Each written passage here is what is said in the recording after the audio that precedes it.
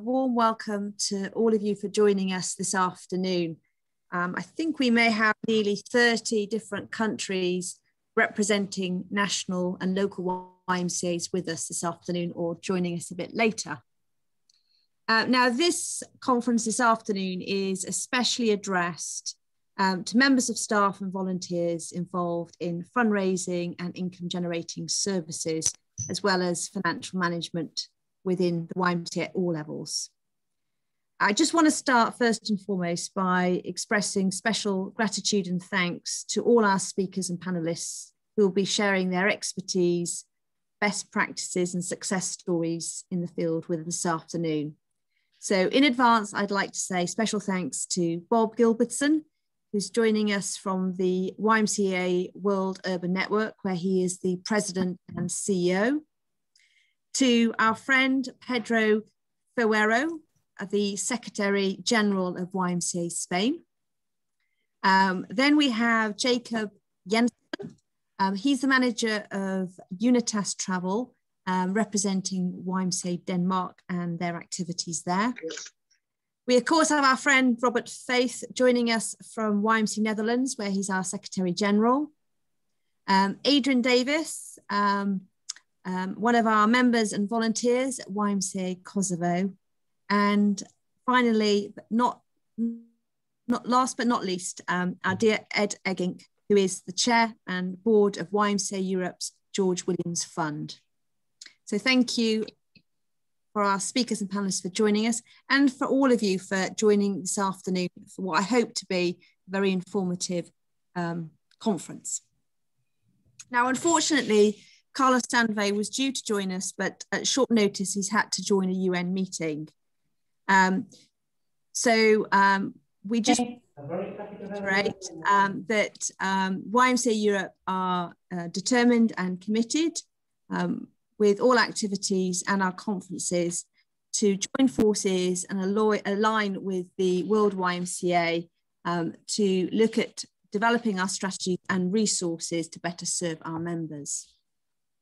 Now, the objectives for this afternoon, other than for you all to have some time and space out from your day jobs and hopefully leave refreshed and informed in terms of income generation opportunities, is that we really want to set out fundraising and income generation within the context that we are currently faced, both within Europe and within a global context. And together with our treasurer, Sylvia Lezaradis, who's with us this afternoon, and our General Secretary, Juan, we have pulled together some esteemed speakers and a program that hopefully will leave you better informed. Now, without exception, all of us will know that the global pandemic has had an impact on all of us, both socially, humanly and economically at a European level and globally. And never more has it been more pertinent for us as civil society organisations and charities to really review the way in which we have got capacity, financial stability and resilience for our futures. And a few weeks ago, we had a very successful online conference led by our working group on refugees, and looking at outstanding examples of work across Europe for this particular work stream. And the outcomes of that particular conference has given us a platform to develop more and deeper opportunities for refugee works at a local, national and international level. And this conference, I guess, is a continuation of that and our wish to address this topic, which is another relevant social issues, which is impacting and affecting many of our YMCAs. Now, YMCA Europe have been finalising their new strategy covering 2021 to 26. And this has now been issued in its final format to all national movements as a part of the last stage of our consultation process. We're hopeful that this strategy will be accepted when it's formally presented at the General Assembly next month. And the strategy seeks to strengthen the YMCA Europe's role in developing 4 strategic objectives. They are that YMCA Europe has relevance, is representative, encourages relationship, and is resilient. And when we think about resilience, we have set a very clear strategic aim, and that is that YMCA Europe is resilient, transparent, financially sustainable, and a well-resourced organisation to best serve its movement members.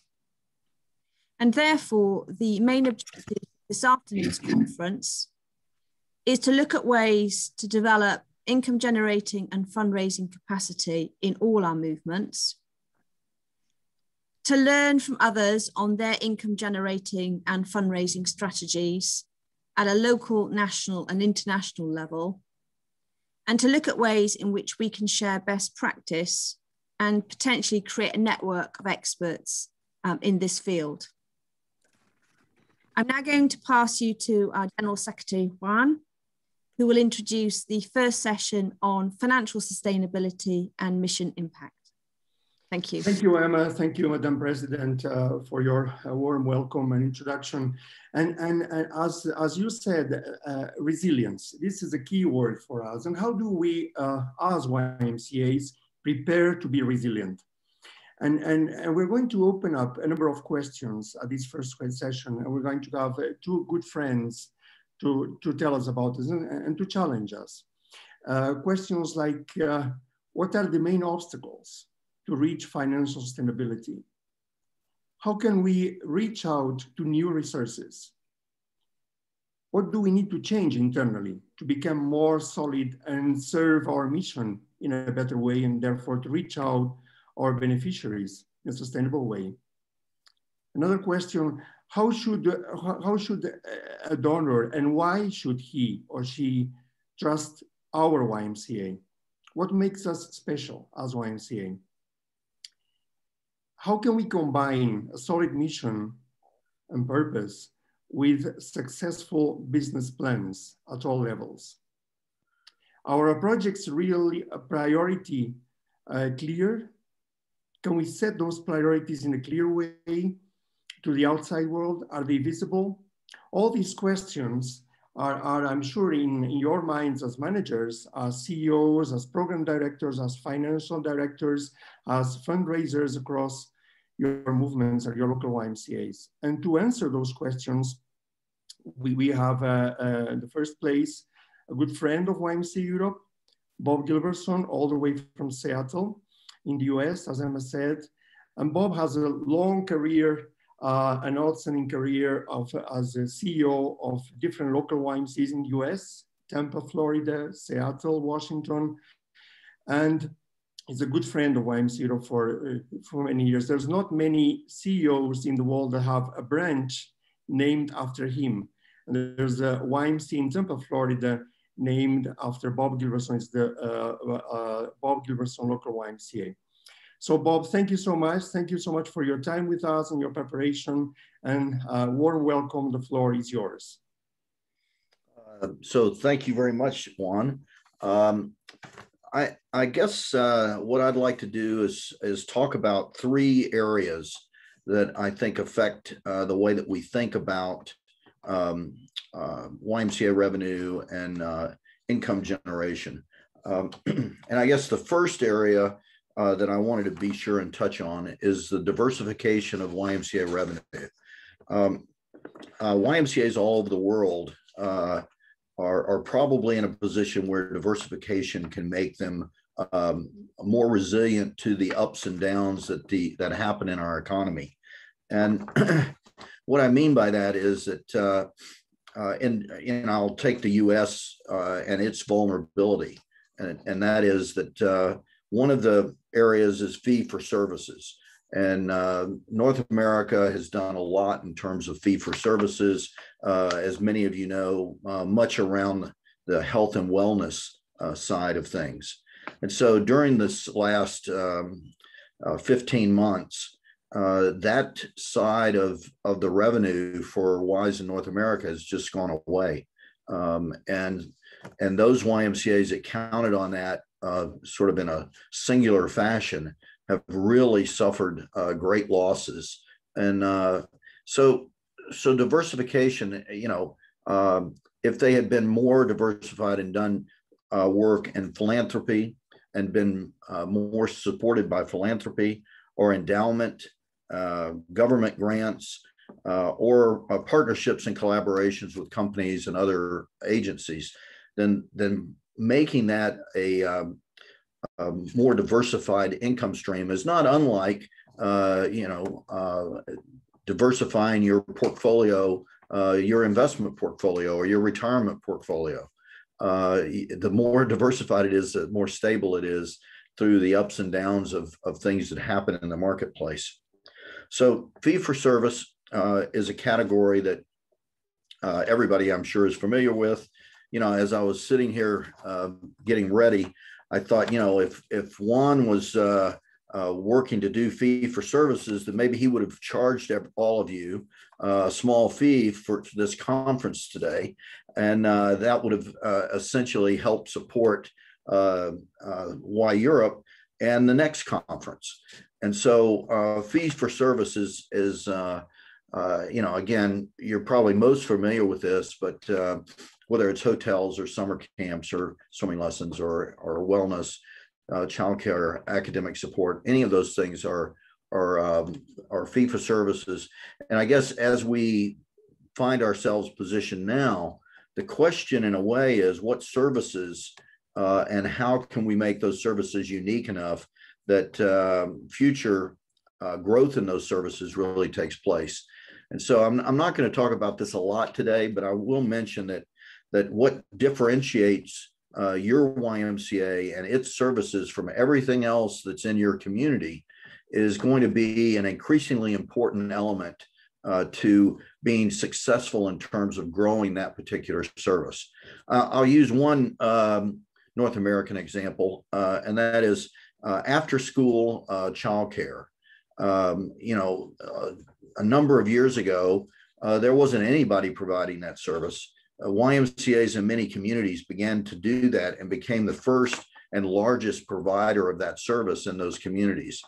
And with advancements, many of them added other services, added educational things, added recreational things, added health things to, again, differentiate their service from what would become a more competitive market with other agencies. So it's not only that fee for services is sort of in its simplest term what it is, but it's also how do you differentiate that service and make it very mission driven, as well as making it unique so that people will pay for it. And in some cases, maybe you have a group of people that will pay enough to help others participate in that service. So fee for services is certainly one of the areas that you can grow, especially if you have a unique service.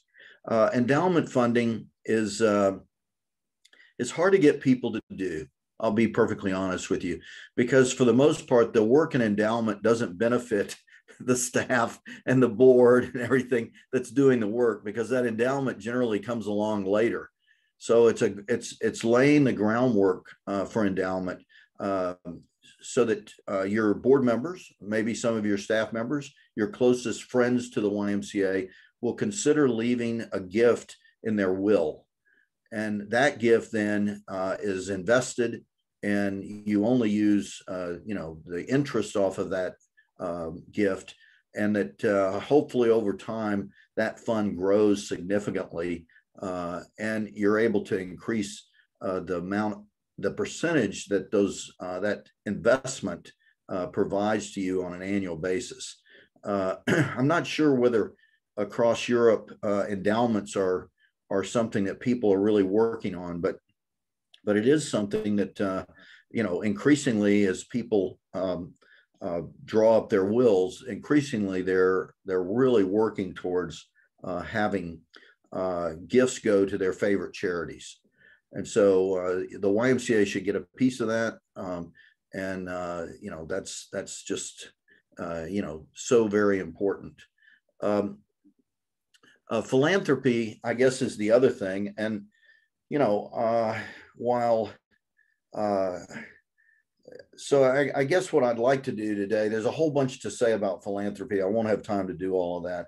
But if you look at philanthropy through the lens of individual giving, it seems to me that around the world, there are plenty of YMCAs where people are very dedicated, volunteers are very dedicated, but the volunteer giving may fall a little short of what it really should do as leaders of the organization.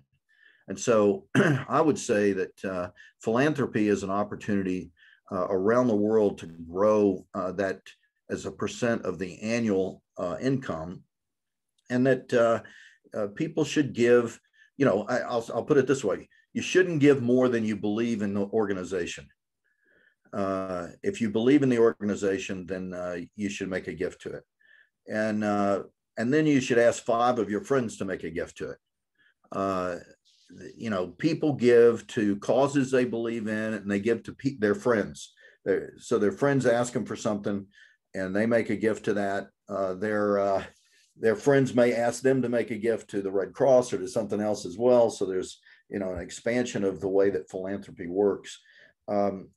Philanthropy has benefits in some places, tax benefits and other things that make it a little easier. There's history of philanthropy in some places.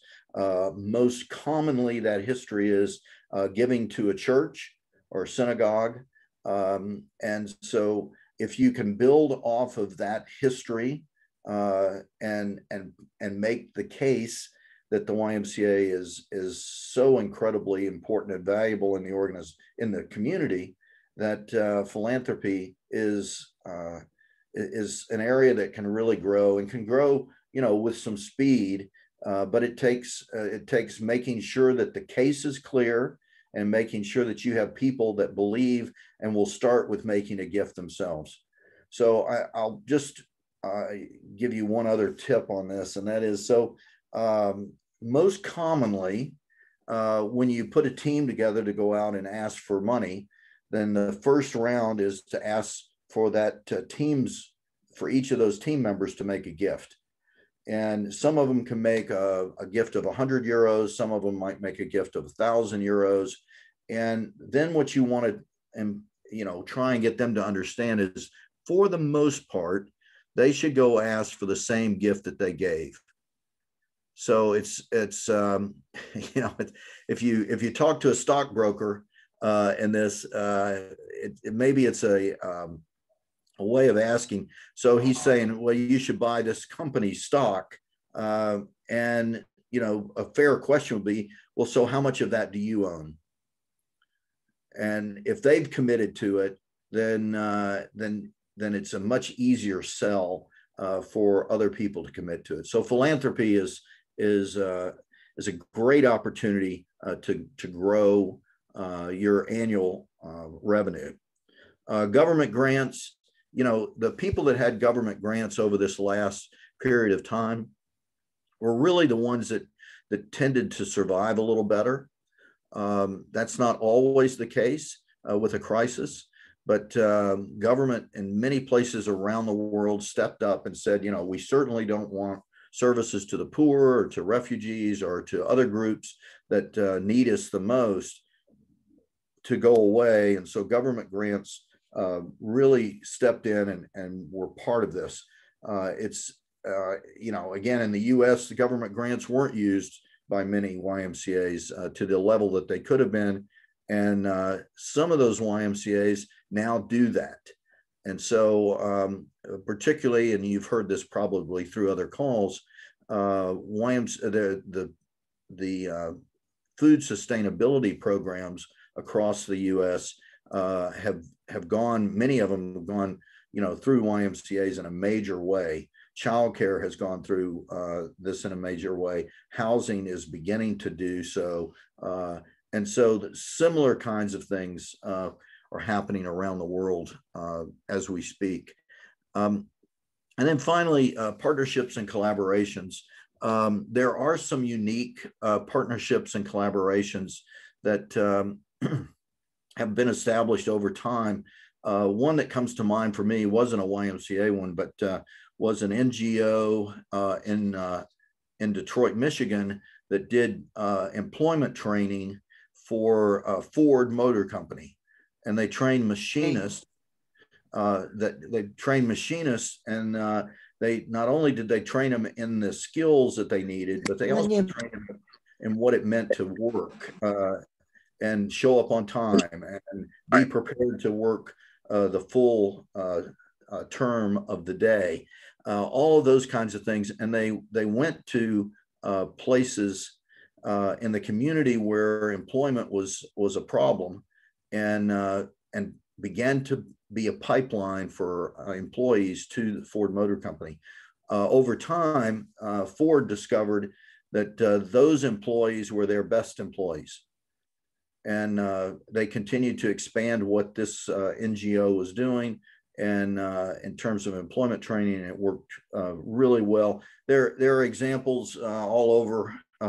Alexandra has a YMCA that does that in France with people with disabilities, and the company is thrilled, the community's thrilled, and it's viewed as a really valuable kind of program. So, I think that's kind of an overview. A YMCA that is sort of hitting on all of these would have a range of percentage of their revenue that would come from each of these areas.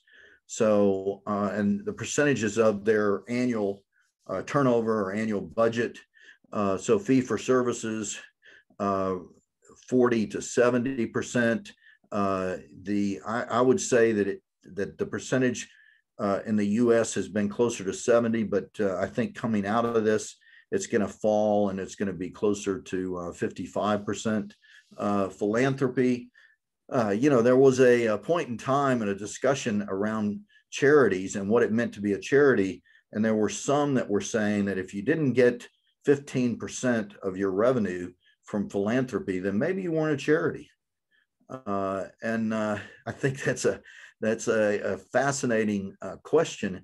It's also, I don't know very many YMCAs that are up in the 15% range. And so it certainly gives us a target to work on. Endowment, again, the people that have done the best with endowment are probably the arts. And so if you have a relationship with an arts organization, it might be that you could find how they are doing their endowment and how you might do the same thing with people that believe strongly in the YMCA. I know most of you are working with government grants in one way or another. Government grants, I think, are going to increase in the number of YMCAs around the world. And, the question there becomes, what can the YMCA be better at than anyone else and provide services and maintain sort of a unique position with their government, be it local or federal, on particular program areas. And then partnerships and collaborations. I know it may surprise you, but philanthropy really is largely individuals. And so this partnership and collaboration, I think, is more of an actual exchange between companies and other partners to do something interesting and unique and mission driven in all of this. And so I've been talking a little bit about sort of these different areas, and I want to sort of be clear that it's my belief that it's so much better to there will be opportunities for you to make money doing different kinds of things. And I'll use the Girl Scouts and selling cookies. Or there was a time when the YMCA sold cookies or mints or whatever it was. And so the question became, so how is selling cookies, sort of a mission. And what we said was, well, that we use the proceeds to do the mission. The Girl Scouts have said, well, we're teaching business skills to Girl Scouts. So, there are numerous ways to make money, but I think it's important for us to link mission to whatever it is that we're doing, do it well enough that we can charge something where there's a modest margin, and we can go on from there. So I have I have 10 strategies that are program ideas that I wanted to share quickly with you relative to how a YMCA might be able to expand its revenue. First, to take a current service and change the quality of it, bring the quality up to a level where a price point of charging more can be achieved. So sometimes YMCA's charge too little for a program, and maybe the program's not worth any more than they're charging. But I think making the program quality really high, whether that's something like academic tutoring, building computer skills, camping. In Japan, they have colleges essentially for young people to get a certificate in a particular area, and that certificate then leverages them into an employment environment that is terrific. They have, I think of the hospitality business that they do in Kobe, and I went around and met some of the former students that were now leading in the hotel business or in the restaurant business or whatever it was, and it was just absolutely fabulous. And they charge a fair amount for that because the value is there. Going from that kind of value perspective and fee for service perspective, there are a number of special events that are offered all around the world: road races, bicycle tours, singing festivals. If there's a quality job, if there's a uniqueness about the event, then the fee for the event can be higher. And there's nothing wrong with making some money on an event like that, as long as access is granted to everyone, whether they can afford to pay the full fee or not. I'll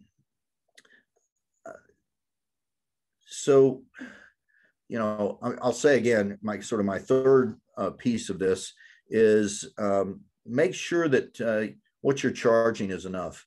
So, I think of summer camps all around the world, and we want lots of kids to go to summer camps, but there are families that utilize YMCA summer camps that can pay higher prices, and those prices can help us send other kids to camp, or can help pay the margin, or can help sustain the YMCA. So setting pricing is something that is really important. And again, if it's unique, if it's high value, then a price point can be set at a higher level. Let's see here. There's going to be a need, I think, worldwide for apprenticeship programs. Young people are going to come out of this pandemic and will have suffered as much as any single group. And so how can the YMCA step in and do something to help them in terms of finding employment, maybe connecting them with companies for internships? But there's going to be some real issues around this, and I think it's a very important component for us to consider internationally. As much as we'd like to be involved in young people's lives, a big push from young people now is going to be how do they get employment? How do they get started in their careers? And the YMCA has a great opportunity to do that. Number 5 for me is to conduct programs that support families. So, you know, this is childcare in that sense. It's also after school programs. It's also even respite for families that, you know, may need to get away from their kids for an evening or a night. You know, when I was a young person and in a leadership club at the YMCA, we used to have overnights with a whole bunch of kids to raise money so that we could do conferences and other things as young leaders in the Y. And so I think that there's, again, a good connection with most Ys and children and families. And so how can you respond to help them with a parents' night out or other kinds of respite for parents? Certainly nowadays, you know, as we come out of this pandemic, you know, families have had as much togetherness as some of them can stand. And so it may be time to provide a little assistance there. There are NGOs, maybe less YMCAs that do this, but that run thrift stores. And so they get contributions of furniture and clothing and all kinds of things. And then they turn around and sell that at a highly discounted rate. And the margin that they make, then they keep to run other kinds of programs on. So thrift store might be something that hasn't been considered by YMCA, but could be done to both help people that may need a little bit of help in purchasing clothes and other things, but also have a margin where it allows you to do some programming in other areas. As I mentioned, you know, you got the sale of candies and other things, cookies. Girl Scouts in the U.S. Sell cookies, and their profit, first of all, the total sales is $800 million a year. Okay, 800 million in cookies for Girl Scouts in the United States. The profit on that is $600 million. So $800 million in sales, $600 million in profit. It's all used to support Girl Scout programming. Without that single fundraising event, Girl Scouts would be a very different organization. And so I don't know whether we want to get into the cookie sales or the candy sales or whatever that might be there, but it's certainly a way to be successful in terms of fundraising. So one of the things you could do tomorrow is to recruit 12 volunteers to make charitable contributions and to get them to recruit 5 of their friends to give charitable contributions. And so if each one just gave 500 euros, so you have, you know, 12 volunteers, each soliciting 5 of their friends, all of them giving 500 euros, then you'd create 36,000 euros. And you could do it in, you know, a matter of weeks, a month or less. And, you know, I know that people want to do galas and all kinds of other things for fundraising, but the amount of effort that goes into some of those things is much greater than if you just go and ask people. And so it seems to me that, you know, asking people for giving is really what the trick is going to be. And obviously, if you had a group of 12 that could give and get 1,000 euros, then, you know, you're 72,000 euros ahead at the end of the month. Let me see. So I guess the only other thing I'd add to this, and that is that, you know, whether you're asking directly for money or whether you're going for government grants or whether you're engaged in a partnership with companies, there's a fair amount of relationship management that has to be done for this to really work. And so, you know, I'll say that, you know, some of you have heard about this fabulous giving of Mackenzie Scott, the former wife of Jeff Bezos of Amazon.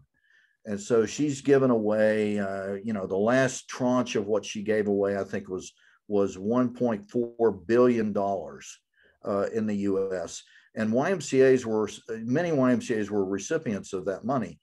And so, so you ask sort of why that was. Well, her staff, her foundation staff went out and tried to look at who was effectively serving the community.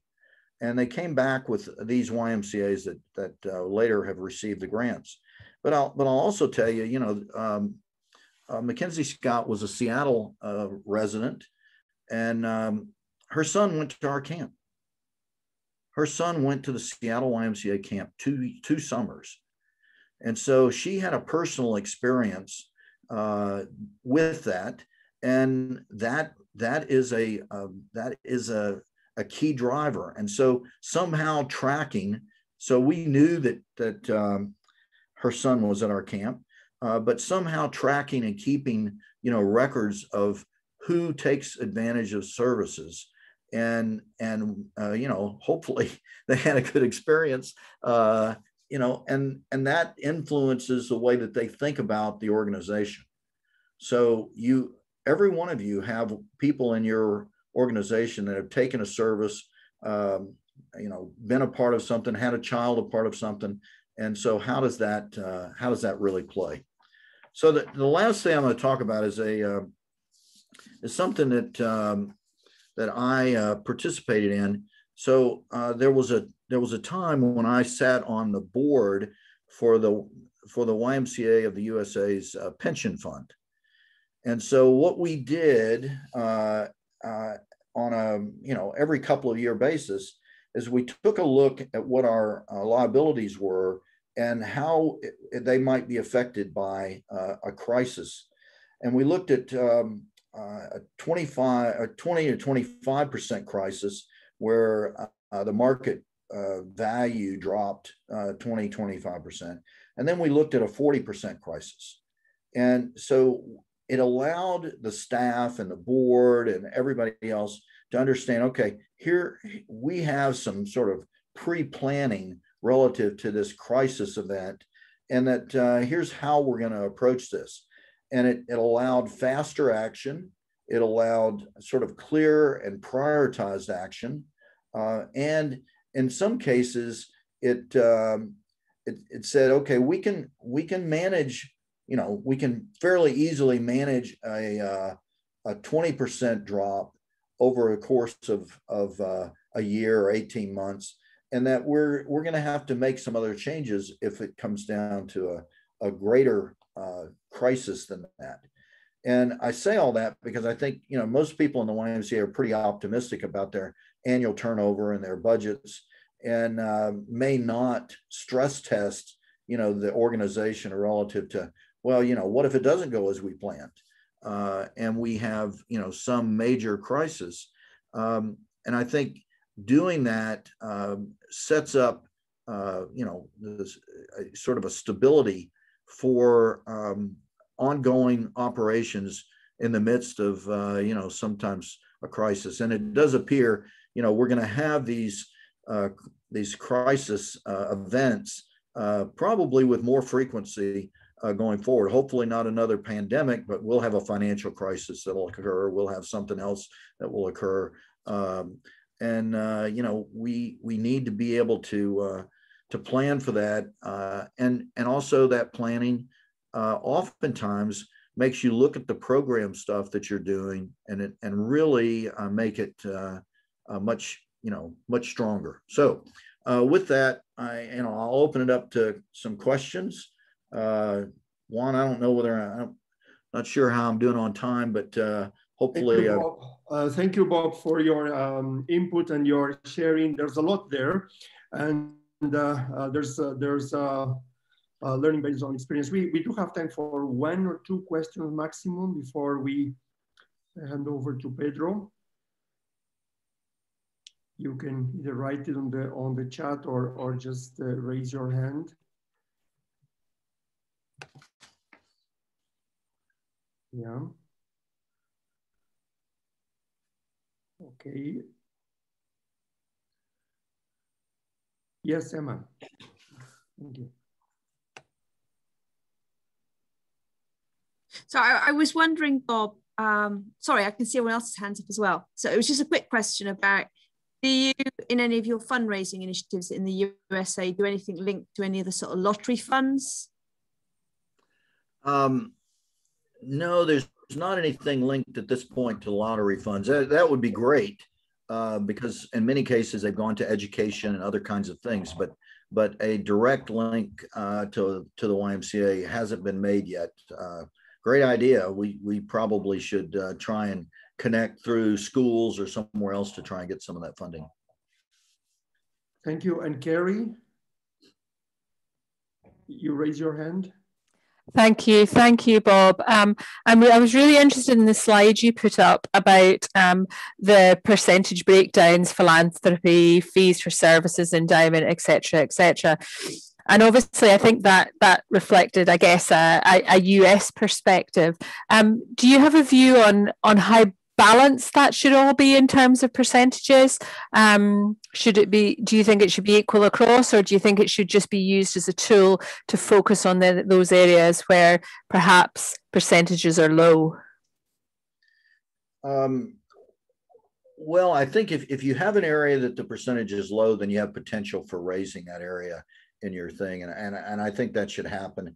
You know, I sort of have come to the conclusion that to be a charity and this idea of a total percentage of government, philanthropy, endowment, you know, should be approaching 30% or even 40%.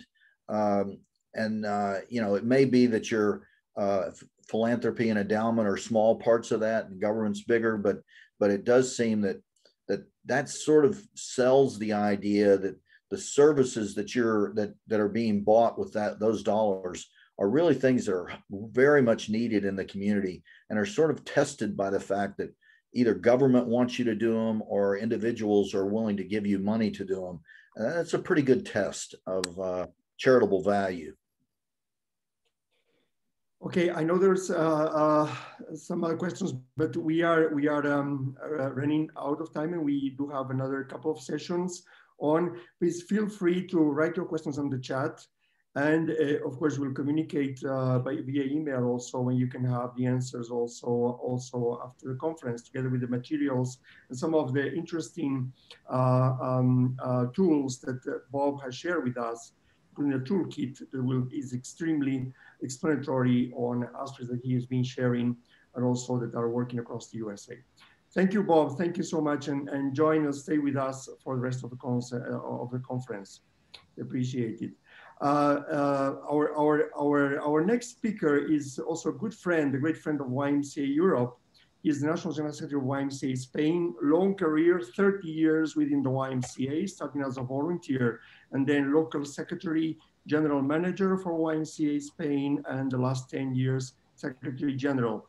Pedro, it's our pleasure to have you speaking to us this afternoon, and the floor is yours. Thank you so much. I look like a rock star in that picture. I like that. I like that. I had the chance to meet Bob Gilbertson in 2005 in Tampa, and really I was impressed for what I saw there, and it was a big learning for me. So it's great to meet you again, Robert. And well, I'll share my presentation right here.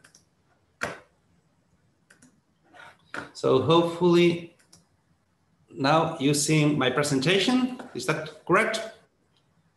Okay, perfect. So I'm going to talk about funding social impact programs through grants. We've had a little bit of experience of that in Spain. And first of all, it's good to know that YMCA Spain is a national YMCA. So it's not a federated YMCA. We have branches around the country, from the north to the south, east to the west. We have presence right now in 10 regions, 10 different regions, 27 centers around all those regions. So what I'm going to talk about is, first of all, our story, very briefly. Second one, about funding social programs. Some key elements, how can we grow there? what do we do once we are there, and a couple of reflections, final reflections. So the first one, our story, this is how our budget has grown. This is in thousands of euros. So in 2013, we were close to 7 million euros. And this 2020, we are about 17 million euros. And we have grown in many different areas, but the main one has been grants, actually. So at the moment, we have like 13 million euros in grants. That's a big percentage of our budget. And we are quite happy with that, but we know we have to move forward and go deeper into diversity, as Bob was sharing. And at the moment, we have 200 different grants. We have to deal with 200 different grants every year, and coming from 60 different funders. And those grants come from all levels. We have private funds coming from foundations, and we have also public funds, public grants from the European Union, straight from the European Union through the European Social Fund, to maybe small grants coming from local city halls and so on. And the main issues of these grants, the main goals, the main areas of action. The first one is youth employment. We have a grant, the biggest grant we're managing at this moment is about 11 million euros for 3.5 years. That's straight with the European Union regarding needs, not in education, employment or training, young people. To put them back into the labor market and try to find them a job, train them and so on. That's the biggest one. But we do a lot also in job training, social intervention, and lately, well, we've been working a long time with immigration, but lately we've been working with refugees and for a couple of years, and that's also a big source of impact for us. So what about funding social programs? How is it? So starting for Bob's presentation and what I saw there is quite a bit of a coincidence here. There are like 4 or 5 actually sources of income for funding social program. The first one is endowment, which is great. So if you have endowment funds, congratulations. I mean, that is great. That is great. It's something we wish we have in the future here in Spain, but at the moment we don't. So it's probably the best quality income for social funding. The second one are fees and services. There is a couple of reflections here. The first one is about the percentage of the fee that actually funds the social program. And that could be estimated in around 10%. So if you want to fund a program which is 10 euros cost, you need to organize programs for 100 euros. Based on fees and services, because you do it with the profit you take from the services. So that makes the budget, it expands your budget a lot. It makes a very expanded budget. And the second one is that fees and services you have to deal in the market, which is great. It's great for the YMCA. It really shapes us and it really helps us to become better and more competitive. Also has some issues regarding branding. Sometimes if you are we have that issue actually, that we are very social and we try to send a very social message, but we also send camps to high income families. And it's not always easy to put everything that's into the same basket. The third one is philanthropy. We all know about it. It's great. And the fourth one are grants. And a couple of thoughts about grants, very important, very important. The first one is that provides you a what. So now you have action. If you get a grant, you get to show what you're doing, to show your capabilities. And the second one is related to the managing, which is restricted money. And that is a huge issue. That is a huge issue because we'll go a little bit deeper into that later on. Regarding fees and services, I want to remark what Bob said about certain services. There are certain social services that are their NGOs are very likely to provide. And some of them are even related to deep social services like housing, for example, that do not come through grants, but comes through fees provided by the local governments. And that is great because you really have the best part of it. You have the service, which is in the middle of your mission, and you have unrestricted money to manage it with more freedom than with a grant. So it's great. Those kinds of services are really very interesting for us, for a YMCA. And then partnerships, I just place it a little bit in the middle because I think it has a little bit of everything, except for the endowment, but it has a little bit of everything, of fees and philanthropy, maybe it's restricted money somehow.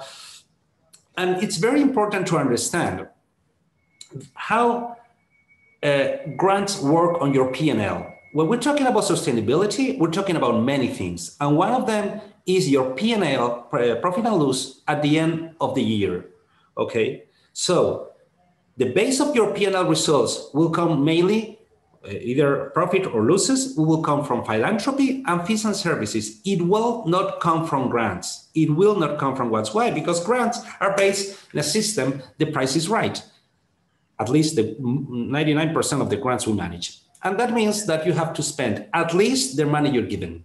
So it will never contribute to your profit. In the best case, it will be neutral. And the most commonly, you will need to provide some kinds of funds from money that is for lines of expenditure, which are not accepted by the grant. So this is very important to have in mind, especially when you get into big grants that can really unbalance your budget. So grants will make you bigger, but you have to find a way that will make you stronger.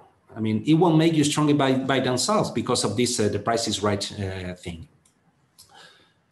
Key elements for grants. What we learned, first of all, what do you want to do? I mean, you have to make this strategic reflection. What do you want to be relevant? What are the problems young people are suffering around you? What can you do there? How do you want to grow there? And that is something that has to involve everyone, or at least the leaders of your YMCA. Where do you, because it's a long way, and it's good to start, with a good basement. And the second one is, once you decided what to do, is it aligned with the priorities? If you want to, what we learned is that many years ago, our priorities were not the priorities of the public sector, and were not the priorities. Many senses were not the priorities of the young people. To be honest, So, what are the problems of the young people? The big problems. What can you do there? Is it in the priorities? And always, from the point of view of the funder, that is essential. We have to be humble enough to listen to our own funder and not go there and trying to teach them how good we are, because they have a lot of information and they have the rules also. So always have to be in the perspective of the funder. And then the second ingredient is credibility. If we want to access money with a reasonable number of zeros below the number, it's very important to have credibility. We need to show that we know what we're talking about, and we need to show a strength, and we need to show all that. We need to show operational capability, that we are able to do. We understand the problem, and we are able to do what we're saying we're going to do. And second one, and this is a bit learning also, there must be a relation between our input and our output. That was very important for us. Just a brief comment, was very important for us when we started our youth employment program with the European Social Fund, that we were able to establish the amount that was acceptable for the European Social Fund for the program, which was 1,000 euros per person per year, per person we serve per year. That was definitely something that put us into the program. And that program started with 5 billion euros, and now it's in 11 million euros. And that's because once you are in, it's easier. Options to grow.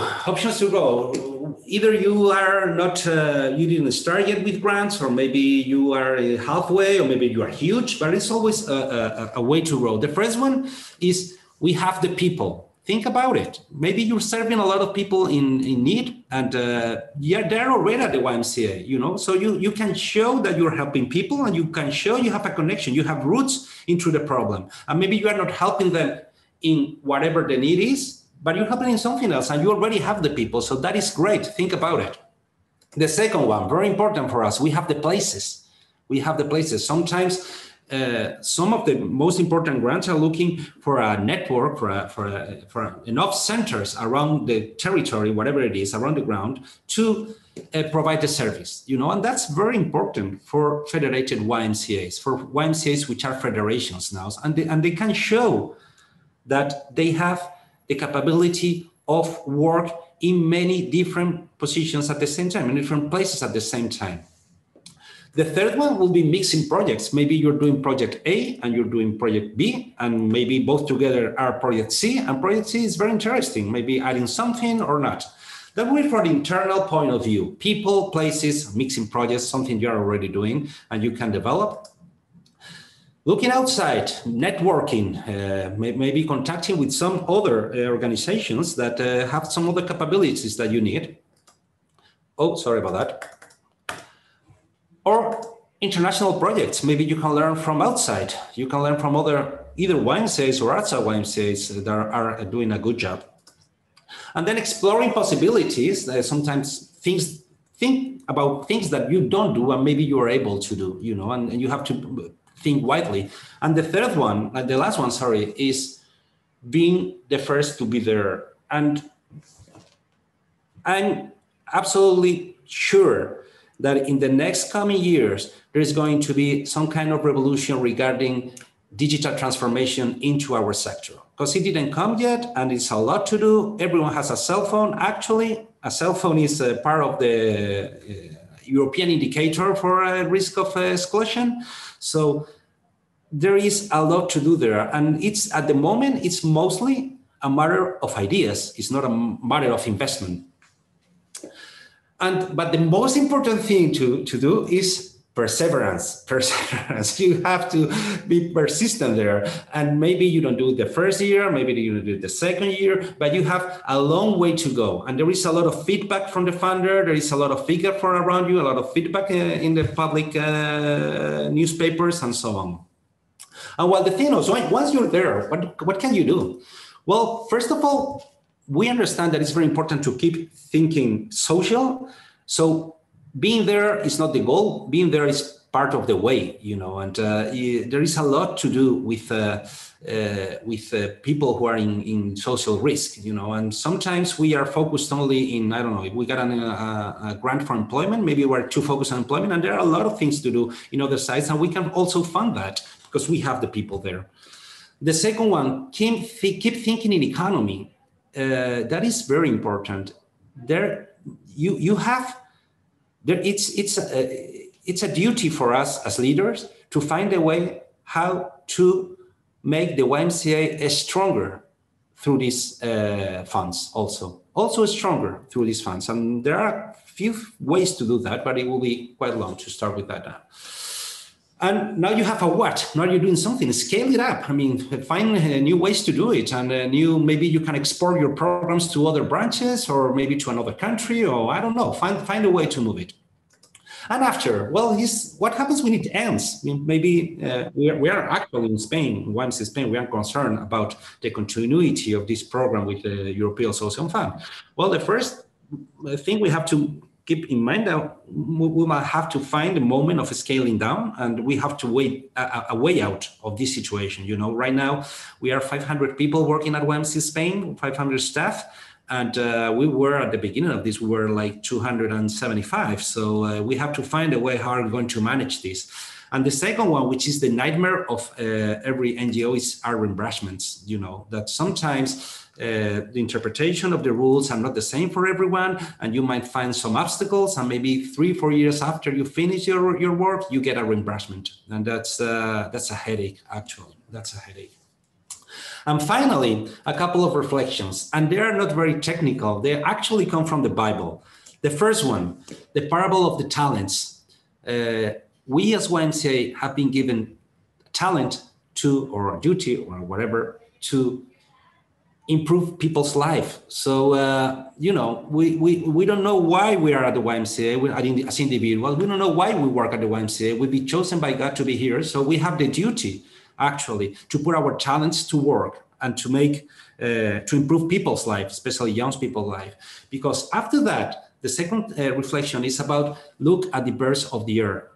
God will provide. I'm sure of that. If we work intensively and we do it for good and we really stress ourselves trying to find how to improve what we're doing to create better impact, more sustainable impact, and so on, I have no doubt that success will come. And that's pretty much based on, at least from my personal point of view, at this part of the Bible.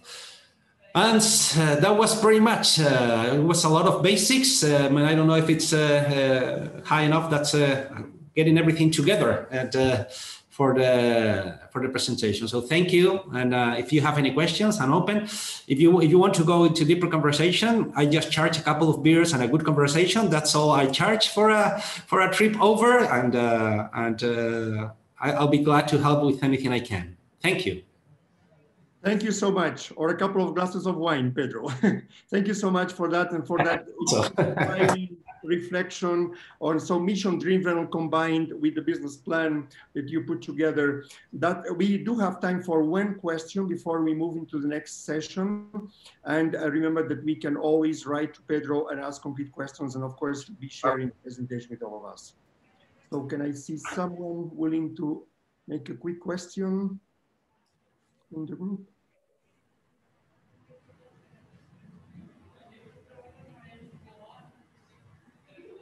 Okay, please reach out to Pedro, speak to him, and to Bob. And again, thank you to both of you for inspiring us this afternoon. And I would like to introduce my colleague, Vardhan Ambarzunyan, Executive Secretary of YMCA Europe. And he's responsible, in fact, Emma, you wanted to say something. Yes, here I see your hand. Apology, Juan. I think Bob had just something quick to say, that was all. Bob, yes. Yeah, Pedro, did you find as this was beginning to happen with government grants and other kinds of things, did you find there was a point where either as a result of credibility or frequency of request, or what, was there a tipping point where you really began to see the growth in this, or has it been just slow, steady growth?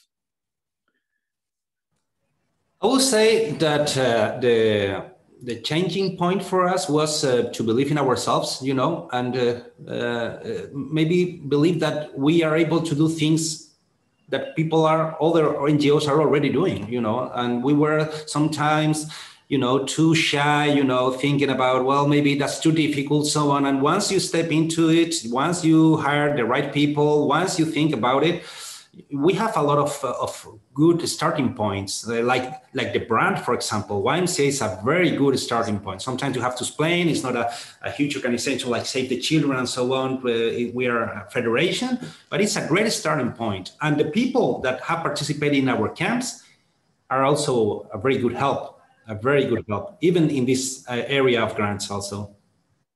Thank you. Thank you. Thank you, Bob, Pedro. Vardhan, the floor is yours with your panel. Thank you. Thank you, Juan. Thank you for introducing me. It's a special pleasure to facilitate a panel between three wonderful people who have rich experience in income generating projects in the YMCA. And when I say income generating projects, I really understand social entrepreneurship because it's an area which the YMCA has been active always, and it's an area which the YMCA should try to find its niche always, because the good thing about the social entrepreneurship is that it really adds the resilience for the YMCA, the financial and also the program resilience. And I say this because I had my personal experience with initiating a number of social entrepreneurship projects. And what I will take from Pedro, you know, the grants, they don't give you profit or lose, but you can use the grants to start projects that later on they will become kind of your business. And that business will help the YMCA to have sustainable income. The very vivid example is the pilot phase of the Roots for Peace project, which we did 10 years ago. We utilized 1 million external donor money to establish 3 camps in the Caucasus, in Georgia and in Armenia. And those camps are now working, guaranteeing sustainable and you know, significant revenue for the local or the national YMCAs who are running these camps. But this is also a challenging area of work because somehow, you know, you have to compete in the market and you have to compete with the private sector, which is professional and which has quality. So it really requires a special qualities from your staff and from your volunteers if you want to go into such kind of projects. And we are recently using another grant. We just got it, you know, from our donors. It's called the Generation Next project, which we want to go back to that same camps which we have established because we realized that after 10 years, they need a kind of innovation and fresh startup. And this is also very important in the social entrepreneurship. You cannot set up a project and live with that project for a century. You have to every 3-4 years give it another boost so that this project is competing in the market. Having said that, I want to present 3 persons who have run or running or leading such projects. And these persons are Jacob Jensen, office manager of Unitas Travel, which is a YMCA travel agency in Denmark. An interesting project or an interesting business that the YMCA runs in Denmark for many years.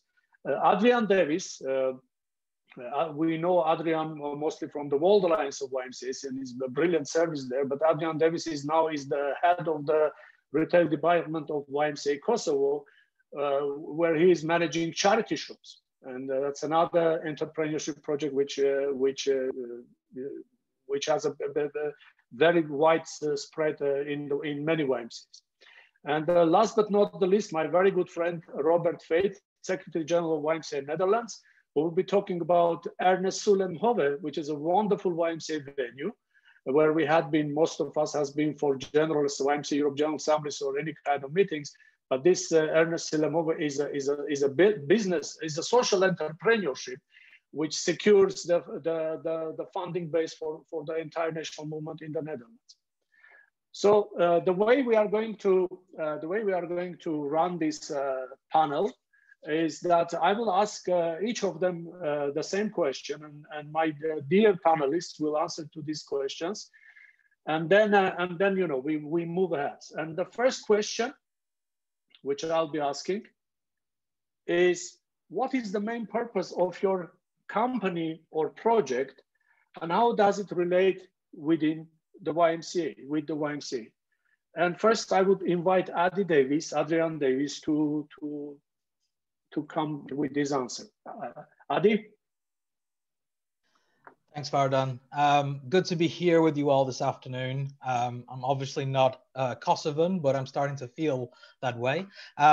So to answer this question, let's not waste any time. What was the main purpose of our project, which was charity shops, and how does it relate to the YMCA? Well, imagine now we're not $1 million YMCA yet, and I say yet because we're on our way. But imagine you leaders who have a blank piece of paper and you get to redesign the movement or learn from the mistakes of the movement or learn from the best practices of the movement. How would you redesign your YMCA today? And one of the early things we did in our YMCA was to understand exactly what people like Bob and Pedro was talking about, those various income streams. And charity shops just ticks all the boxes. You know, when you are a young YMCA or a new YMCA or a YMCA that wants to grow and serve its communities, when you get that project money, it is restricted. but a charity shop does not have restricted income. So again, gave us more choice as a YMCA. How do we do other things apart from just projects and become a kind of a project deliverer? That's fine, but we had bigger and greater ambitions for our YMCA. The shops also give us a presence within communities. So quite often when you're trying to build a YMCA, you need spaces that, you'll take anything. You'll take a park or a coffee bar or whatever the local municipality has. Your shop gives you a presence right in the center of the city. Everybody sees that brand. And again, I'm going to keep cycling back. Pedro talked about the brand. Well, there it is, right in the city center, YMCA, that triangle's up there. It's fantastic. I'd like to say the green agenda, although when we started, it wasn't such a purpose or a reason for us doing it. But as the world has changed over the last 8 years, the green agenda is now front and center, as it should be. So we always did environment work, we always did green initiatives, but this helped us a little bit in terms of hitting those SDGs, making sure that we were there as a leader within our communities in terms of the green agenda, European and in terms of Kosovo, but also, getting that message out there about recycling and how people live and the amount of clothes and the amount of waste that's there. And then lastly, how it relates to our mission as a YMCA. I'm sure you can all agree, when you have shops, it's a great opportunity for volunteers, for internships, for training, and most of all, and what we tell the mayors of the cities or where we have our shops, we're creating jobs here. That's what it's all about. We're creating jobs for your people. We're paying the taxes, we're paying the contributions. We're a good thing, so help us out here. We're a startup, we're on our way, but the main purpose was to raise those incomes, have that presence, get on that green agenda, and also to fulfill the mission of the YMCA. Thank you, Adi. Thank you. Wonderful answer. And I want to pass the floor to Jakob. Jakob, Yes. I had a friend in the YMCA who was always asking me, like, why don't we have a travel agency? Which we are an organization which travels all the time. We should have our own travel agency. But actually, there is one. So There is one. The Yeah. floor to you with the same question, which is, what is the main purpose of your company project, or what is the main purpose of Unitas? And how does it relate with the YMCA? So the floor is yours, Jakob. Thank you, Vajan, and thank you for this opportunity to tell everyone about Unitas Travel. As it says, we're a travel agency founded in 1947 in Carnage after the Second World War. And from day one until today, and hopefully also tomorrow, it's owned by the Danish YMCA. And so that's the direct connection with the YMCA, between Unitas and the YMCA. Unitas has been doing a lot of things throughout those years. I wasn't there from day one, but nowadays we concentrate on focus on two niches of the travel business.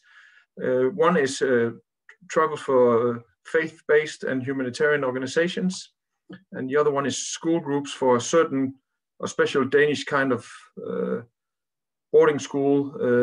It's a big tradition in this country, and we have about 150 humanitarian organizations buying with us, and out of 300 of those types of schools, nearly 170 of them are with us.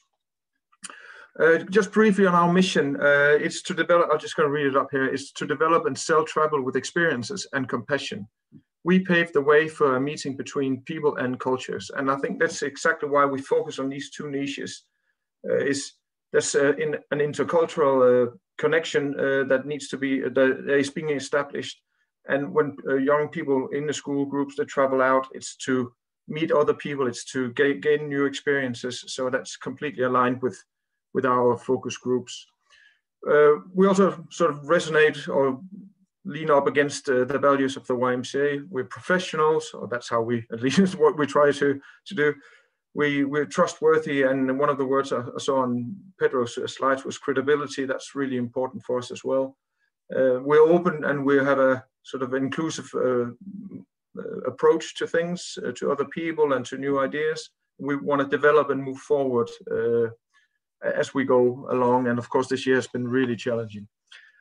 Behind us, we have a board of professional business people, all members of the YMCA, but it is a professional board, and they are of course, in constant dialogue with the presidency of the Danish YMCA. And it's extremely important for us that we have the backing of the board and as well as the presidency, because that means that we can focus on generating income. We can focus on what the market requires, and then leave all the more political aspects of things to the board and to the organization of the YMCA. Our special ownership really resonates with clients as well, because we are part of the ecosystem. So every euro spent with us that's donated back to the YMCA is sort of, we're a part of that same ecosystem, and that really resonates with clients, regardless of any ideological differences there may be. And then one point that I think is also very nice when you work there, but also very good in what we do is, of course, we're there to generate a profit, but it's not the only thing that's important. It's also important to have a nice or have a good dialogue between colleagues, and have a good dialogue with clients, and be able to send young people out or charity humanitarian workers to do their work. So sort of it all sums up in a bigger purpose than just the profit. And just on a quick note, on 2019, we generated a profit of 270,000 euros for the Danish YMCA to do their activities in this country and abroad as well. And last year, you may ask, how did you do that? We had a manageable loss that was accepted by the board, so that we were in the presidency. So we're very pleased with that.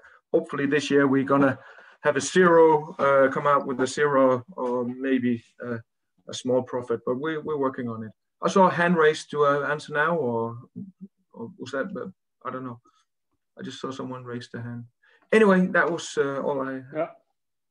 Thanks, Jacob. And I hope that next year you will not have a loss, but you will have a big profit. I hope so. Yeah. I don't hope so. Yeah. So let me pass the floor to Robert. Robert, Ernest Sullemhove is such a landmark location for the YMCA, not only in the Netherlands but internationally. But it has a nice story behind it, and so I pass the same question to you. What is the relation with the YMCA of that project? Thank you, Vardan, and I really appreciated that I had the orange circle around my head on the first slide. So thank you very much, because orange power, right? But I don't know if all people know it, but the Ernst Sullemhove is a very old farmhouse who belonged to the royal family, and now it's an hotel. You see it on the first picture on the left top above our logo. The main purpose, of course, for the people who work in the hotel is to provide great hospitality, and we work around green agenda, green key, and so on. But for us, as the YMCA Netherlands, the main thing is that it contributes to a stable financial situation for the YMCA in the Netherlands. It's commercially managed, the money goes. Partly back into the hotel, because we have to get our standards, but also there is benefits goes to a party to the YMCA. And it's not only about the Ernst Sullemhove. Since 2 years we have another hotel as well. It's on the right of that. It's Kaap Doorn, and we also have the campsites who have a double function. In the summer times we provide our summer camps here for low pricing. In spring and autumn, we rent it to schools, sports clubs, and we generate some income as well. So that's the main purpose of this whole buildings and hotel management to benefit to the YMCA. Thank you, Robert. And they do benefit to the YMCA. So with this first question, I want to now pass to the second question, which we have prepared for you. And the question is, which are the key pillars of your business model? Which, when I started my speech, let us call it speech, I said that income generation is a social entrepreneurship, in a civil society organization. So it should have some value behind it. It's not just a business, you know. It has key pillars. So, and I will start this time with you, Jacob, to answer this question, please. Yes, thank you. With those within those two niches that we serve, we're market leaders, and because it requires a lot of expertise, and that also means that we are in relatively less competition than in many other agencies face, especially these days, of course. So we have our own little blue ocean that we sort of protect. Not everyone can do those types of travel that we do. But we have 4 core pillars or key pillars, and in no particular order. Service delivery is one of them. We deliver high level of service. We deliver on time pretty much each time out. I hope so, at least. We try to deliver as agreed, or sometimes even exceed expectations.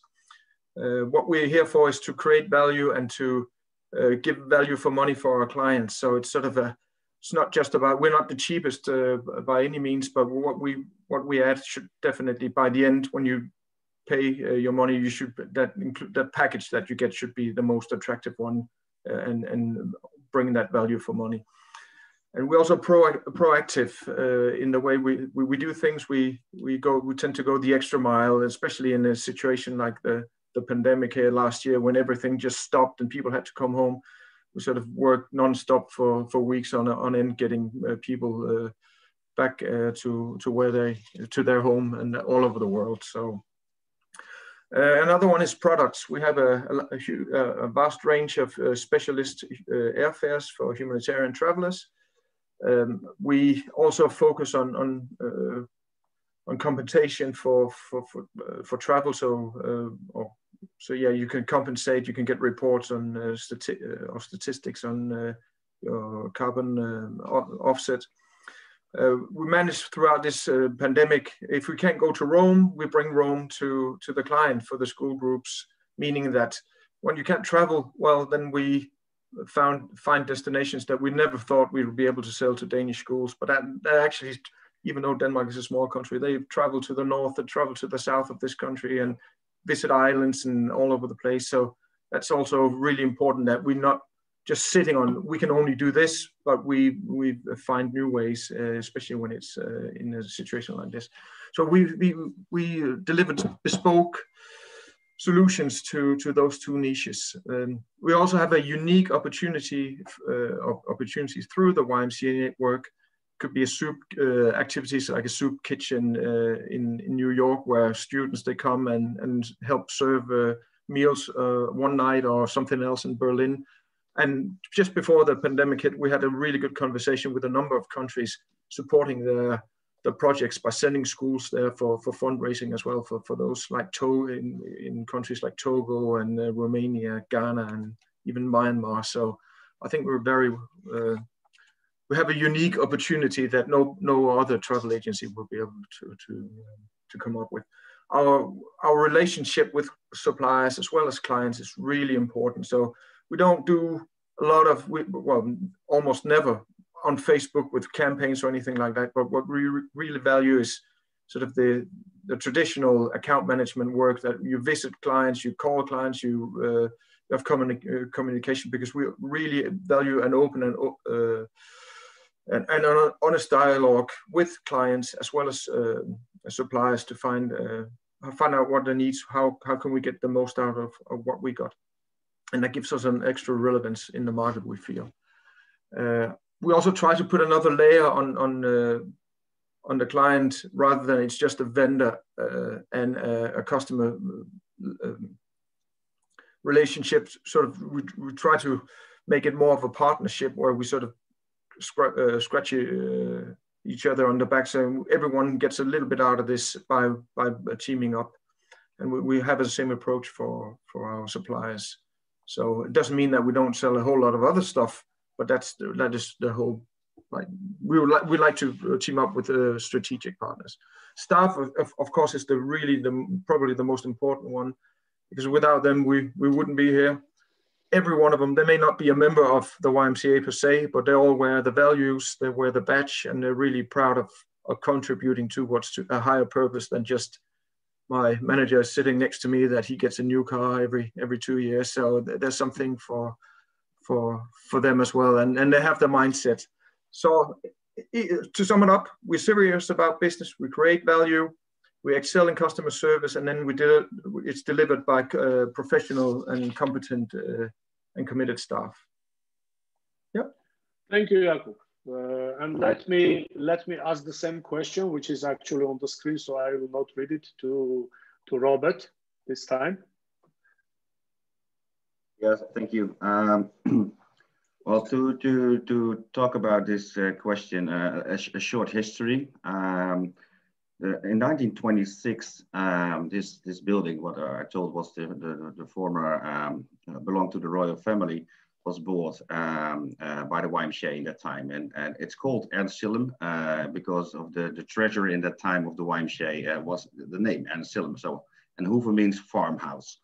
So that's the long history we have, and it was bought in that time to have a safe place for young people in the center of the Netherlands, and this hotel is exactly in the center of the Netherlands, so they could come over there and have good stay and develop themselves. But in the 90s of the last century, the government stopped funding organizations like the YMCA. And I think you all agree that we're too special not to exist. So in that time, the plan was made. Okay, how do we raise our money? So then some extra activities came in, like conferencing, and later on also for the leisure market, hotel business. And to have that in a stable, in a good way, maybe. Marius, you can put on the second slide, so maybe people can understand it a little bit better, is we have two organizations. We have the YMCA of the Netherlands, who do this things for youth. And then we have a connected foundation to this. So it's in Dutch, but you see Vereniging YMCA Nederland, that's the heart of the YMCA. And you see two connected foundations. It's the Y camps on the right. That's where we do our summer camps. And on the left, you see it's about the hotels. And the main reason we split it up because of safety, because if the YMCA goes down, the hotel doesn't, and the other way around. If the hotel goes bankrupt, then the YMCA can still exist. And you see the blue lines with the financial things. And so yeah, we have to have a good and strong relation between those two association of YMCA Netherlands and the foundation where the buildings are placed. And their task is to make money for the YMCA. You see directly goes some money from the SVB to the YMCA Netherlands. And if there is some extra benefits, then there comes some extra blue line under it, also to the YMCA. And that's how we provide the things to our Y camps, to the summer camps, and to the youth work, and to the local YMCA. So that's how we work it out. And we still keep very strong connected, because my office, you see George Williams on the back. I'm sitting in the hotel on the top floor. We have our national office over here. And every year we do our General Assembly here. And if there is some place, we do also some youth activities still here to have the connection still going on for the future. Thank you. Thanks, Robert. And I invite Adi to conclude the circle, answering the same question. What are the key pillars of your business? So I think there's a saying, and we're all males here, we didn't do very well in terms of the gender balance today, but one man's waste is another man's treasure. And in terms of charity shops or thrift shops or NGO shops, whatever the terminology is, that I think is very true. So the fact that I will not use the words zero cost product, but a low cost product, because obviously you're working with donations, and how you approach that in terms of, you don't have 10 pairs of one coat that came in. So how you approach that is also really important. I think another key pillar of our business model is that there was a gap in the market for us to move into. So not only were we the first NGO shop in the country, but we plan to be the last NGO in the country. And by that, I don't mean wishing others ill or wishing them like doom and gloom, but I mean it's in terms of what we've already heard about the quality. How do you keep that quality high? How do you offer that service? How do you get away from those ideas that secondhand clothes or secondhand shops that can be tatty or not looked after? So again, it's about keeping that quality. We can sell coats that are secondhand and have been refurbished or sorted out. We can sell them at higher prices than coats coming from some of the neighboring countries that are brand new. And that's just, again, down to quality. I mentioned earlier about the green agenda. And then, again, another key pillar of our business model is the green agenda. We're at a fundraising conference. If your YMCA is not caught on, then, you know, the next round of funds coming in are going to be about the green agenda or about youth solutions or youth entrepreneurship, then it's time to have a look at that, because that's where the money is. That's where the money's going. And when you have these things already running, it's easy to say we are already in the green space. We are already doing this. You know, tie your funding bids to the SDGs. Look at what's going on in your country. Push that agenda. That's really important. There's big bucks there. And I guess one of the main pillars for us is also the story. You would be surprised how many people care where their money goes. And we're seeing now a change in terms of ethical, you know, chocolate companies and ethical tuna companies. And does this harm dolphins? Does this burn down rainforests? You know, telling the story that this money is for youth empowerment programs, or this is going to build, you know, new windows at the youth center, or this is going to get somebody to go to camp is really, really important. And thank you, Adi. And yeah, you're welcome.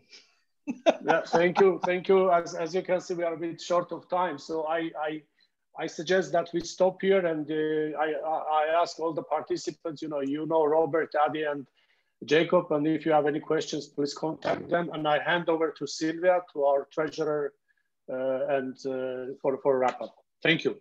Thank you, Adam. Yep. Thank you, Sylvia. Good afternoon, everybody. It is my great pleasure to introduce Ed Egging to all of you. Ed Egging definitely must have a heart in the form of a YMCA triangle, I think. He has been a YMCA volunteer for many, many years. He is, among many other roles, past treasurer and past president of YMCA Europe. In his professional career, he has been a manager in different government organizations, dealing mainly with environment and water policies. And today he can invest all his energy into the YMCA on different levels. Currently, he's the chair of the George Williams Fund and the chair of the working group on refugees of YMCA Europe. Ed will speak to us about lessons learned on the European level. Ed, the floor is yours. Thank you very much, Sylvia, for this nice introduction. When I hear all those success stories, there came one thought in my mind, and that's the wish to be a Girl Scout, for two reasons. The first one is that I can learn to bake cookies and also to eat them. And the second one is that I can make money with that. So let's come to the business of today. Wishful thinking is not part of that. I will share some doubts with you. I will share some uncertainties with you. And I will share some suggestions and ideas, lessons learned from my experience in fundraising for YMCA Europe. Next, please, Marius. Next slide, please, Marius. Yeah. To make it short, YMCA Europe generates income by national contributions from its members, by project funding, and by public fundraising and an endowment fund. And when I look to the percentages that Bob presented in his sheets for the average American YMCA, I think most of the income from YMCA Europe comes from the national contributions and the project funding.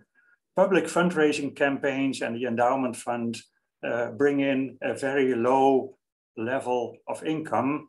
And that is for a reason, next slide please, that we have to struggle. We have to struggle with different things. And that is mainly because we are an umbrella organization. I go back to the year 2007 when this report was presented. Next slide, please. It is a report made by an external consultant about the capacity and the capability of YMCA Europe to raise funds through sponsorship. And the aim at that moment was to find financial support for the Prague Festival, one of our big events in the past, in 2008 in this case. And in the report, there was an analysis about the strengths, the weaknesses, the opportunities and the threats, the SWOT analysis about what YMCA Europe could be and how attractive YMCA Europe could be for sponsors and for donors. I have read the report again in preparing this meeting and this presentation, and most of the analysis and most of the conclusions are still valid. And I just mention a few here. We have to think in all our fundraising what we do on the European level, but also on the local and national level. What image do we want to establish in people's minds? What is the core of the YMCA and what is our DNA? And in fundraising, we always should have in mind that we should not only identify, no, please back to the previous one, that we should identify and also document our priorities. We should have selling points. We should make ourselves interesting for donors, and I come back to that later. We should be visible. In that report, a few multinational companies said, we cannot identify our company with an organization that is not visible. You have too many logos, they said. So we started with a YMCA Europe logo in 2006 and asked the member movements to also use that same type of logo. It's in the left upper corner of the sheet. And I'm so happy to see that so many national movements and local movements are doing. It increases our visibility. It increases our potential to be recognized by private donors and sponsors. Next, please. What makes it so challenging for us? YMCA Europe is an umbrella organization. The members have different priorities, and that is not so interesting for private donors.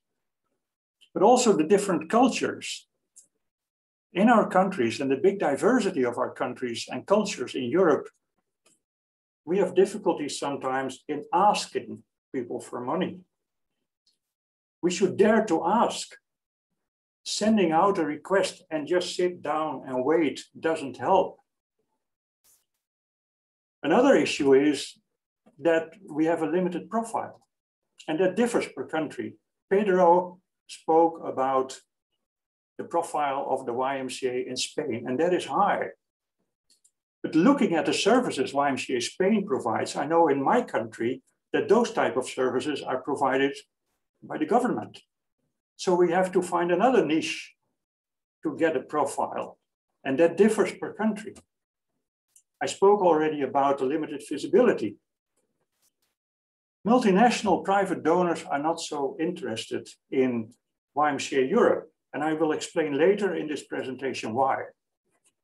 And the result for that is that in YMCA Europe, we mainly depend, next to project funding and national contribution, on public fundraising. Next, please.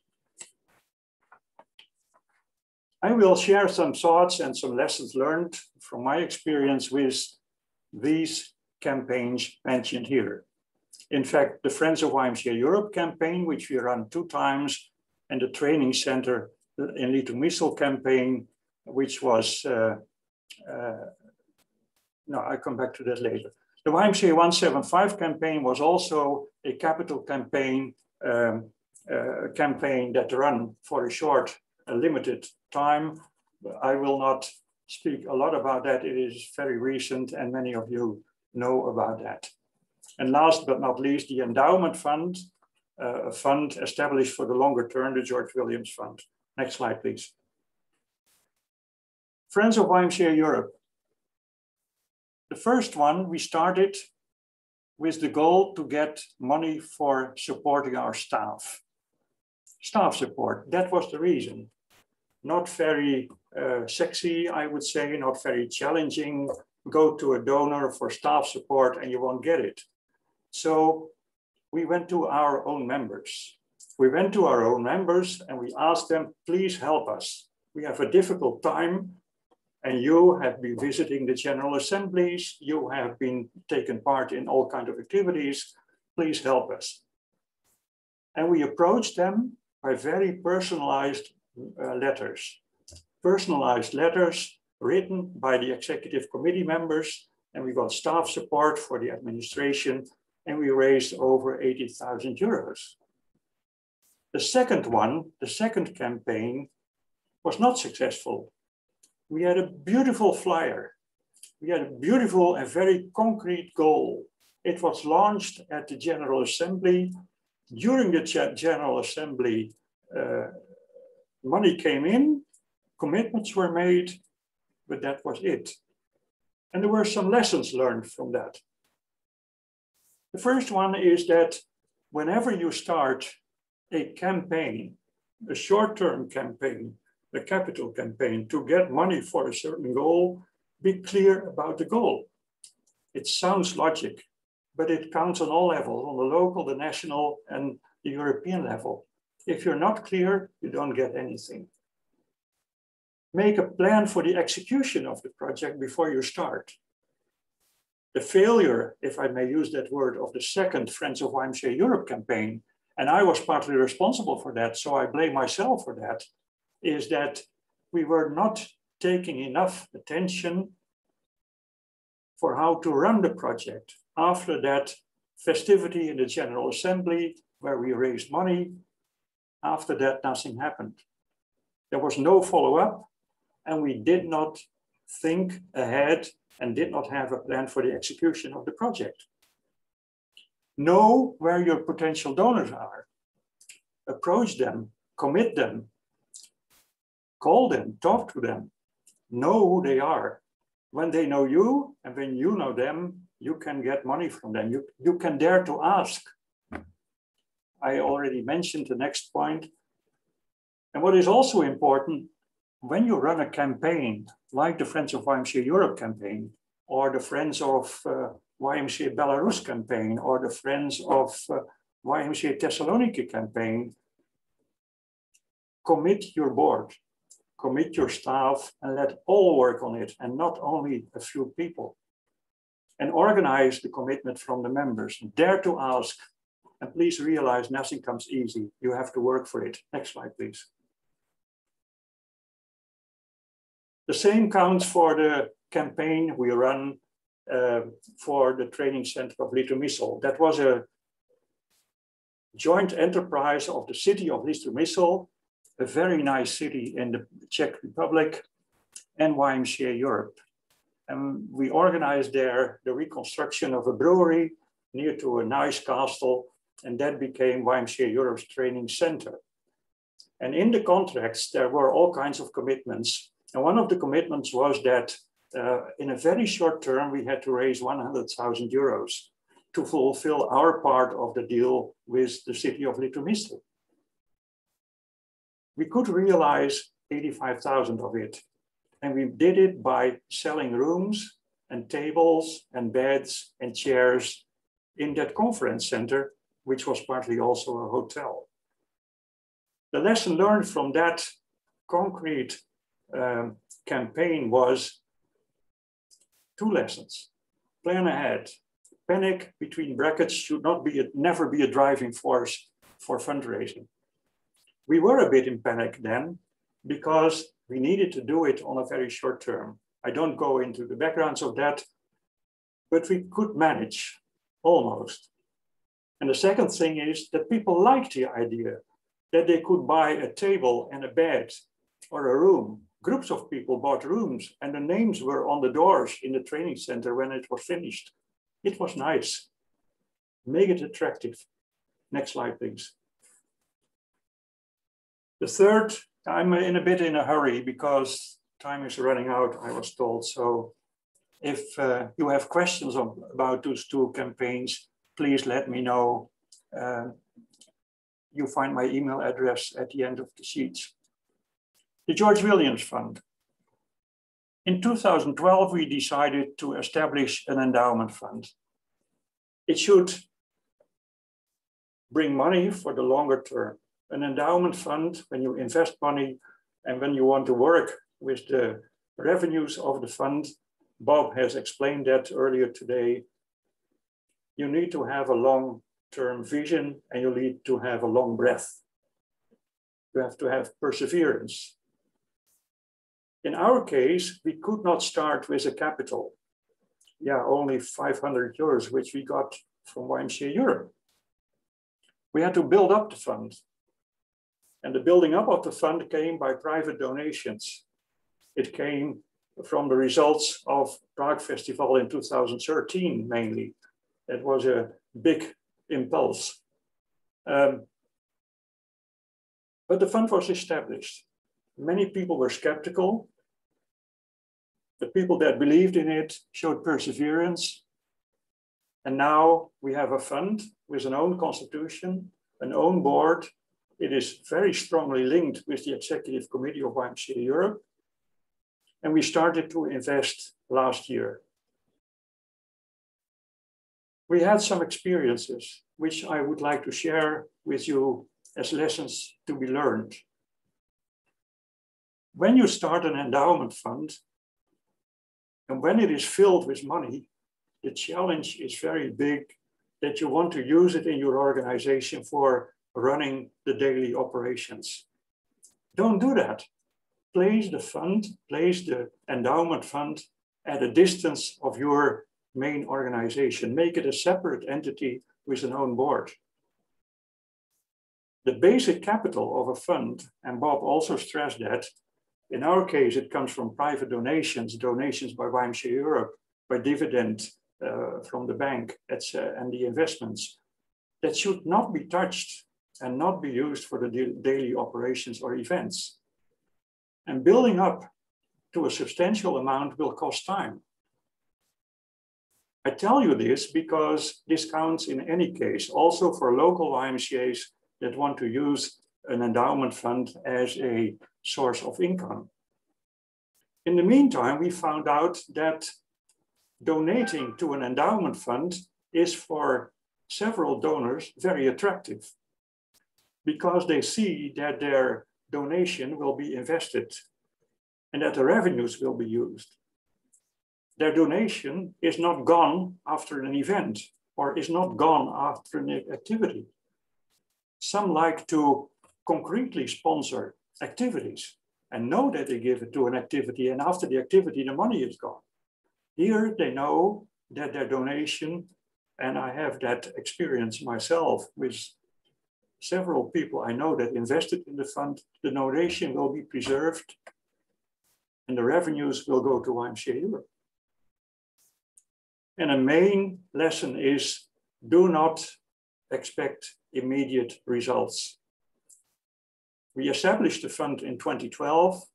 We are now almost 10 years later, and only last year we could start on a very low level with investing our money. We started in March last year. A year ago, the revenues over the past year, by the way, were plus 13%, more than what Bob gave as an average of 3 to 5. Hopefully it stays this way, but the specialists in the investment say that we will also see a drop soon. But anyway, so far we count our blessings. Next slide, please. For the future,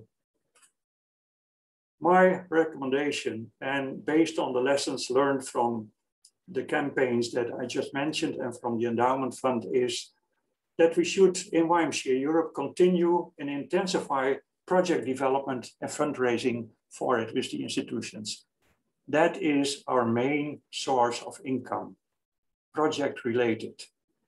And in that particular field of work, I would strongly recommend that YMCAs in Europe join forces, that the YMCA Europe as the organization coordinates, but that member movements with all their experiences and all their efforts and all their specialisms, that they join forces. And we try to set up now, and it is the other hat I wear, to we try to set up a project in which several YMCAs in Europe are going to cooperate and work with refugees and with migrants and try to get funding for that with the larger institutions in Europe.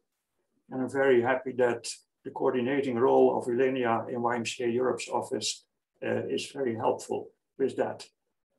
A second remark, to be attractive for sponsors in fundraising activities, is to further develop, but also to strengthen the YMCA brand. In our case, the YMCA Europe brand. Absolutely necessary to have an identity, to show your DNA, and to explain who you are, what you want, and why the donors should help you with their funding. Another suggestion for the future is that in the scope of the new strategy of YMCA Europe, we all agree, with we all, I mean YMCA Europe plus its members, all 37 national movements in Europe, on at least one annual priority for all member movements.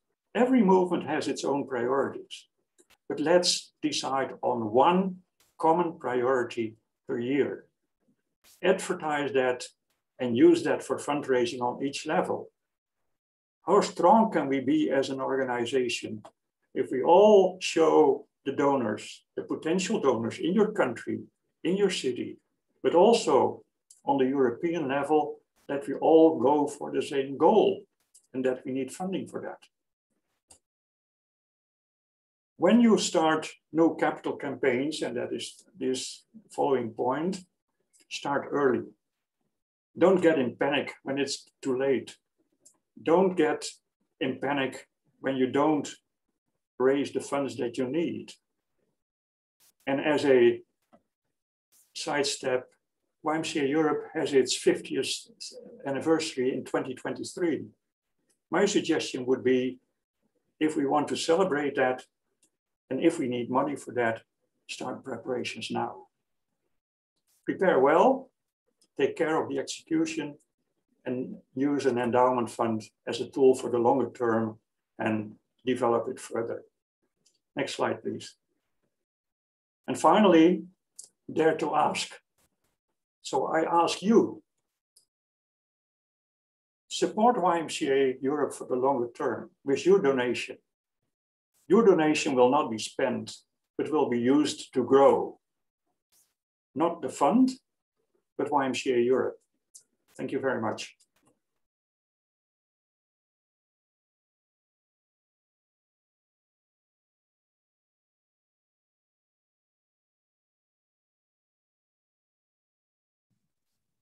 Thanks, Ed.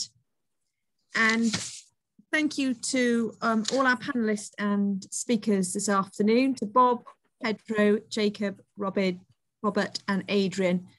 And thank you to all of you for bearing with us. I know we've gone a little bit over time, but I think that's really a reflection of the depth and quality of information that has been shared with us this afternoon. Now, I'm just going to bring us to a close.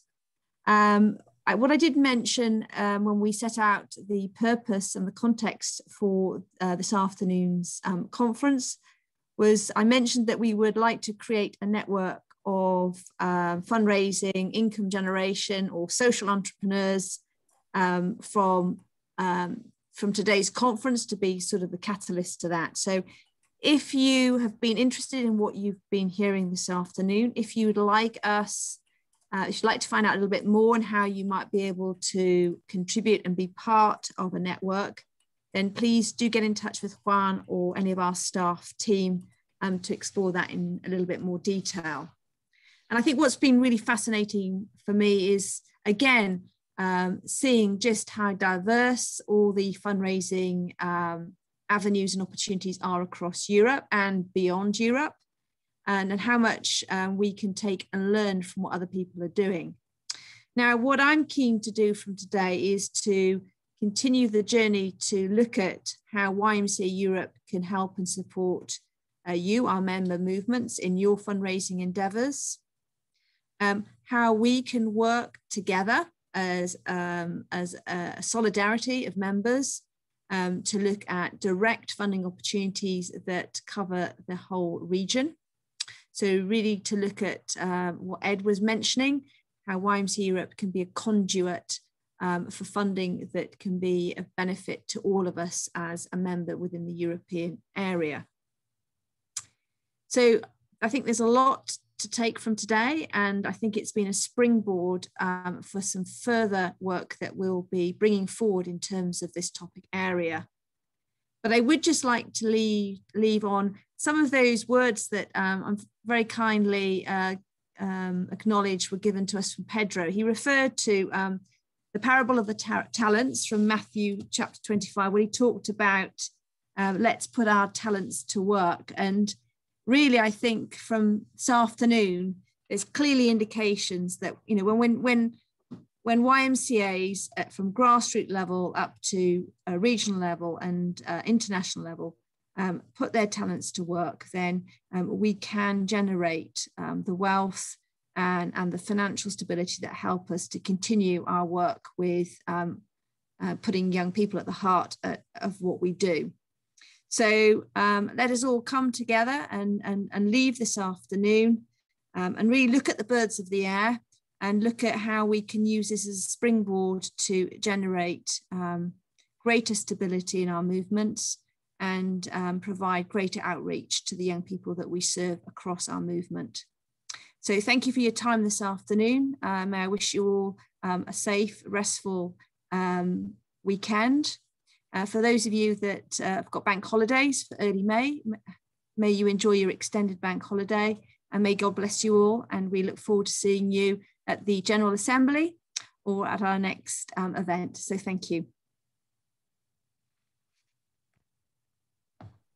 Thank you.